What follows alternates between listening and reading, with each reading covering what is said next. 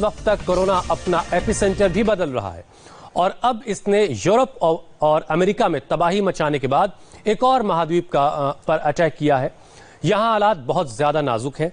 इस वक्त 20 करोड़ की आबादी खतरे में पड़ चुकी है।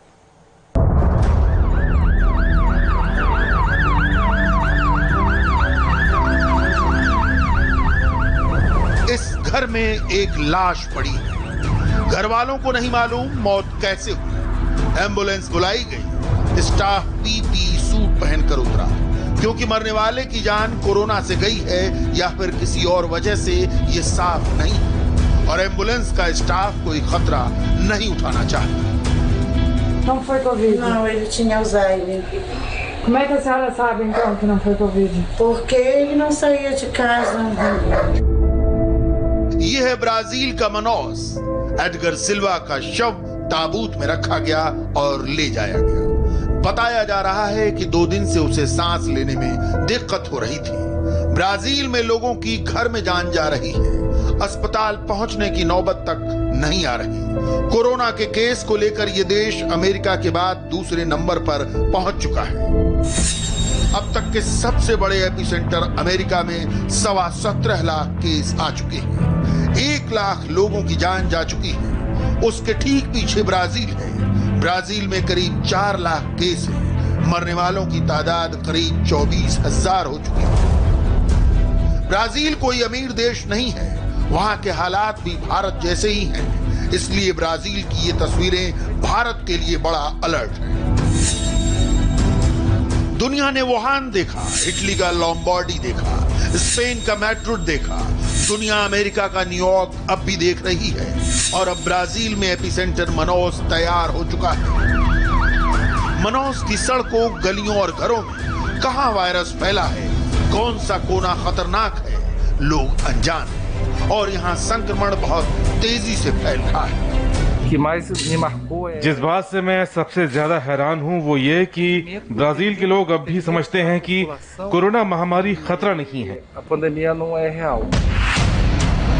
ब्राजील के राष्ट्रपति जायरस बोल्सोनारो ने कोरोना को मामूली फ्लू बताया था।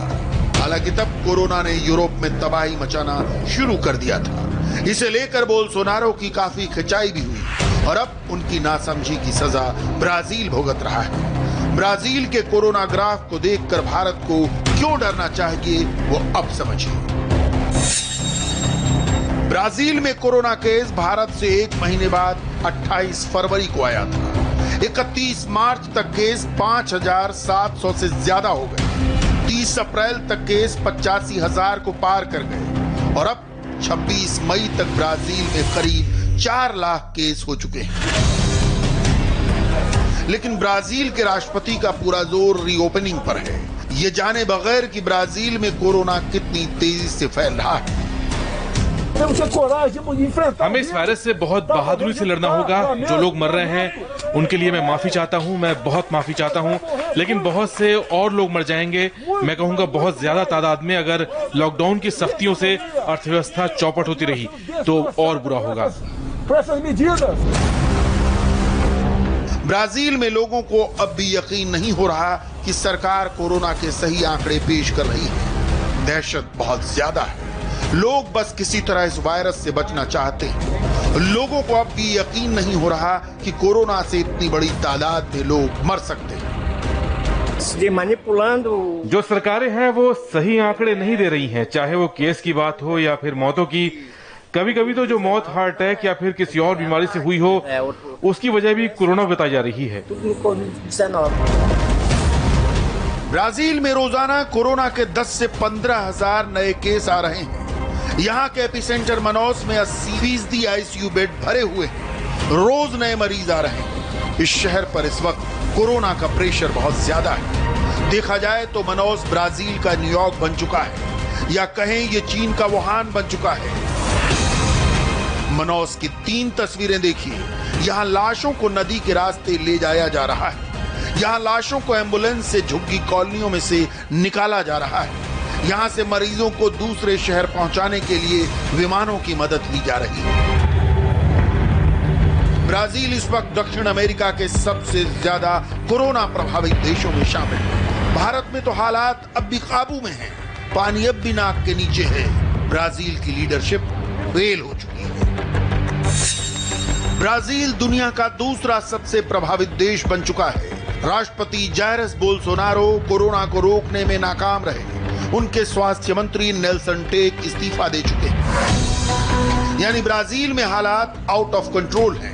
इतनी बड़ी त्रासदी के बावजूद ब्राजील के राष्ट्रपति जायरस बोल्सोनारो की रीओपनिंग को लेकर कई राज्यों के गवर्नर से तकरार चल रही है।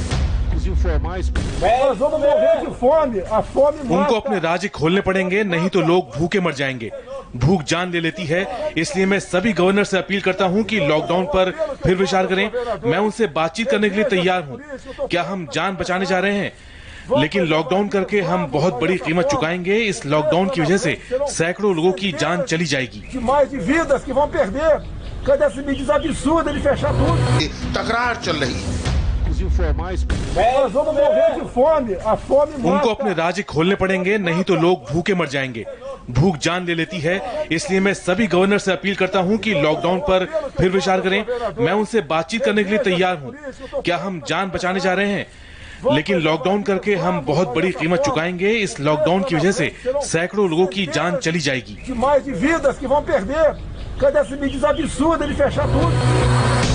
दुनिया ने ट्रंप की लीडरशिप देखी जो कोरोना से लड़ने में नाकाम हो गई। दुनिया से भी खराब है। 20 करोड़ की आबादी वाला ब्राजील अपने हर नाक किया गया और अब वहां भी जगह कम पड़ने लगी है। हालात ऐसे हैं कि लाशों को एक साथ दफनाया जा रहा है। जब से कोरोना फैला है, हर रोज ब्राजील की सरकार की तरफ से अलग अलग बातें आ रही है और ये शहरों या फिर राज्यों के जो दिशा निर्देश हैं, ये उन बातों से एकदम अलग है और वो तो साइंस के नजरिए से भी ठीक नहीं है। तो हमारी सरकारें आखिर अपने लोगों से कहना क्या चाहती है? डॉक्टर बेनजाकिन, जो ब्राजील के स्वास्थ्य मंत्रालय में काम कर चुकी है और HIV एड्स जैसे विभाग की प्रमुख रही हैं, बताती हैं कि कोरोना से लड़ते वक्त उनके 5 पुराने साथियों की मौत हो चुकी है। ब्राजील में 15,000 से ज्यादा मेडिकल स्टाफ कोरोना से संक्रमित हो चुका है। करीब 120 स्टाफ की मौत हो चुकी है। यानी ब्राजील का मेडिकल सिस्टम पूरी तरह चरमरा चुका है। ब्राजील में हालात बहुत ज्यादा खतरनाक हैं। हम यानी जो मेडिकल स्टाफ हैं वो बहुत बुरे हालात में काम कर रहे हैं। हमारे पास ढंग के PP सूट भी नहीं है और सरकार की इस लापरवाही से बहुत सी मौतें हो रही हैं। सिर्फ रियो डी जेनेरियो में 39 नर्सिंग स्टाफ की मौत हो चुकी है, जबकि करीब 2,500 संक्रमित हो चुकी है या फिर क्वारंटीन है। ऐसा रोज हो रहा है। ब्राजील में नर्सों की मौत हो रही है। E cada vez mais, e cada dia, morrem mais trabalhadores da enfermagem. दुनिया भर में मेडिकल स्टाफ, जिन्हें कोरोना वॉरियर का नाम दिया गया, उन्होंने इस वायरस से लड़ने की बहुत बड़ी कीमत चुकाई है। ब्राजील में 120 स्टाफ, अमेरिका में 103, ब्रिटेन में 35 और इटली में 30 डॉक्टर, नर्स या फिर बाकी हेल्थ स्टाफ की मौत हो चुकी है। इटली ने बहुत बड़ी तबाही देखी है। एक वक्त ये देश कोरोना का एपिसेंटर था। यहाँ लोगों का हौसला बढ़ाने के लिए इटली की वायुसेना ने एक एयर शो किया। ये उड़ान ऑस्ट्रेलिया के गणतंत्र दिवस की तैयारियों को लेकर भरी गई। मिलान शहर के आसमान में इन विमानों ने इटली का झंडा फहरा दिया। 2 जून तक ऐसे शो इटली की वायुसेना देश के कई हिस्सों में करेगी। इससे हौसला बढ़ेगा। लेकिन ब्राजील की एक और तस्वीर हौसला तोड़ सकती है। ब्राजील की राजधानी रियो डी जेनेरो का अस्पताल तो इस वक्त बहुत खतरनाक जगह बन चुका है।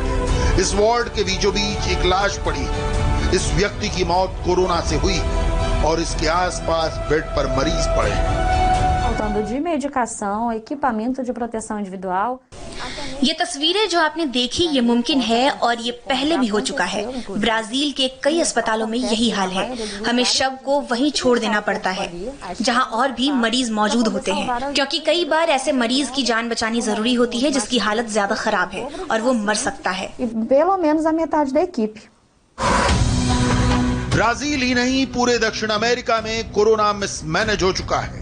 कोई सरकार इस पर काबू पाने में कामयाब नहीं हो पा रही। WHO बोल चुका है कोरोना का वर्ल्ड एपिसेंटर अब दक्षिण अमेरिका है। देखा जाए तो दक्षिण अमेरिका जो है वो अब कोरोना वायरस का नया एपिसेंटर बन चुका है। हमने देखा है कि यहाँ कई देश हैं जहाँ केस तेजी से बढ़े हैं और अब ये वहाँ बहुत ही फिक्र करने वाली वजह बन चुकी है।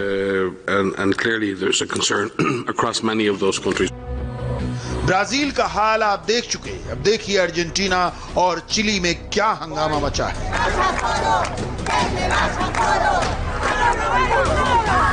अर्जेंटीना की राजधानी ब्यूनस आयर्स में हंगामा हो रहा है।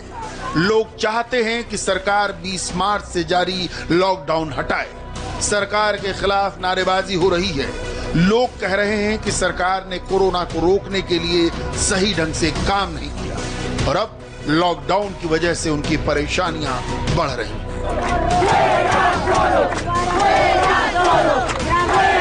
अर्जेंटीना में हजारों लोग किसी न किसी बीमारी की वजह से मर जाते हैं और कोरोना से 450 से ज्यादा मौतें हुई हैं। ये अफसोस की बात है, लेकिन हमें काम करना होगा, हमें काम पर जाना ही होगा, ये हमारा हक है।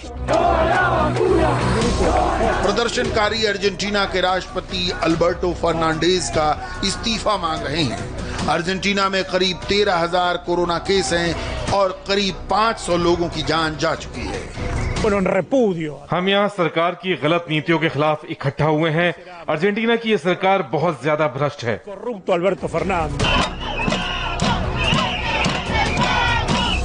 चिली में भी सरकार के खिलाफ प्रदर्शन तेज हो चुके हैं। हमारे पास पैसे नहीं हैं, मेरे 3 बच्चे हैं और मुझे समझ नहीं आ रहा कि ऐसी हालत में क्या करूं। हमें खाना चाहिए, हमें कोरोना से भी सुरक्षा चाहिए। हाल ही में मेरी हार्ट सर्जरी हुई है और अब मेरे पास कुछ नहीं है। ये राजधानी सैंटियागो का हाल है, जो चिली के सबसे बड़े शहरों में एक है। इससे आप अंदाजा लगाइए कि जब कैपिटल सिटी इस तरह जल रही है तो बाकी जगह कितना बुरा हाल होगा। कोरोना न सिर्फ मेडिकल सिस्टम को तोड़ रहा है, बल्कि बहुत बड़ा मानवीय संकट खड़ा कर रहा है। बेरोजगारी से लेकर खाने पीने की कमी तक हर चीज पर असर पड़ रहा है और अभी तो इन देशों में कोरोना पीक पर भी नहीं पहुंचा, यानी हालात बहुत ज्यादा बुरे होने वाले हैं।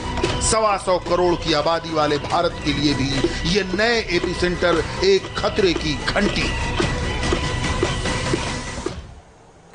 इस रिपोर्ट के साथ ही वक्त एक ब्रेक का है। ब्रेक के बाद राजस्थान का कोरोना अपडेट।